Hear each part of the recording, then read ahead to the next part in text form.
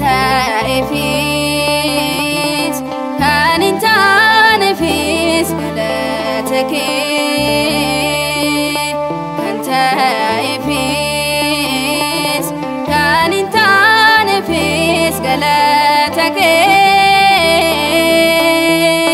sababa qabda matube kaojike Tole kabajamtoota fi dhaggeeffattoota keenya mucaan argitan kun barataadha. Kutaa meeqa barachaa jirta? Kutaa 9 barachaa jira. Amma sa'aatii kanatti mana barumsaatti argamna. Yeroo dheeraadhaaf obboloonni keenya hedduun isaanii gargaarsa taasisaniiru. Kanaan dura yeroo 2-3 wal argineera. Ammas egaa deeggarsa mucaa kanaaf taasisuudhaaf rakkoo isaa kanaan dura namoonni viidiyoo sana hin ilaalle gabaabsee isinitti hima. Maal keessa akka jiru, dhiphina maalii keessa akka jiru, maaliif akka wiilcharii kanaan deemu isinitti ibsuu danda'ama jechuudha milkeessan. Ani maqaan koo Milkeessaa Dirajeen jedhama. Kanaan dura wiilcharii kanaan deemaa turre, miila kiyyaan deemaa turre. Amma garuu yeroo xiqqummaa kiyyaa miidhamee ture saniif hanga tokko deemaa ture. Amma garuu wiilcharii kanaan deemuun koo waggaa 2. Sababni dhukkuba wiilcharii kanaan deemu na godhe immoo maaskuulaar distiroofi jedhama. Dhukkubni sun immoo hidda dhiiga kiyyaa fi lafee kiyya qabatee jira. Akkana aduu jechuun godha. Sanis mana yaalaatti illee baay'ee deddeebi'aa ture garuu furmaata argachuu hin dandeenye.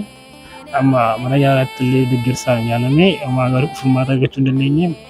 Amma booda carraa biraa dhabee calliseetu mataa jira. Haalli jireenyaa illee baay'ee natti ulfaate. Duraan gargaarsa namaatiin jiraachaa ture. Ammas haaluma tokko gargaarsa namaatiin malee homaa ta'uu gochuu hin danda'u jechuudha. Amma kanaaf deeggarsa mana barumsaa si geessanii si baasuudhaaf manatti si deebisuudhaaf gargaarsa nama si barbaachisa. Gargaarsa nama. Eenyu si gargaaraa jira? Ijoollee barattoota bilbilee waammadhee isaantu dhufee na fuudhaa yeroo isaan dafee mijanneef illee wayitii 2 gudee ol seenaa jechuudha. Yeroo buleessa kiyyaa barattoota maatu homaa isaanii si deeggaranii jechuudha. Barattoota. Amma haalli fayyaa keetii mana yaalaa akka yaalamaa turte kanaan duras deeggarsa adda addaa si taasisaa turreerra dhageenya irraa mana yaalaa akka deddeebi'aa turte natti himtee turte mana yaalaa akka mana yaalaa abdiin biraan jiru isaan akka rifeerii biyya alaatti ta'uu jedhanii yoo rifeerii ta'e baasii guddaa si gaafata. Yaaliin isaa baay'ee salphaadha, baay'ee ulfaataadha. Kanaaf abdii kana sin jennu kamuu naan jireenya isaa. Narvii dhukkubsataa jirta jechuudha. Narvii dhukkubsataa. Qaamni kee lukti kun isaan kun hojjetan. Inni hojjetu garuu paawarii hin qaban malee. Dhaabbachuu hin danda'u. Dhaabbachuu hin danda'an malee akka sochoosuu hin danda'an. Waaqayyo si haa fayyisu. Ammaa fi obboleettii keenya tokko Tigistii Shoomaa jedhamti. Ishiitu deeggarsa kana biraan nu gaamin jette deeggarsaaf ishii ta'uudha. Waaqayyo ishee eebbisu fayyaa ishee fakkiin nagaan jiraattu fayyaa ishee dhamuutiin bara ishee jireenya ishee waaqayyo eebbisu. Jawaatu waaqayyo si faana ta'u kilaasitti si deebista. Kilaasitti deebista. Waaqayyo si faana.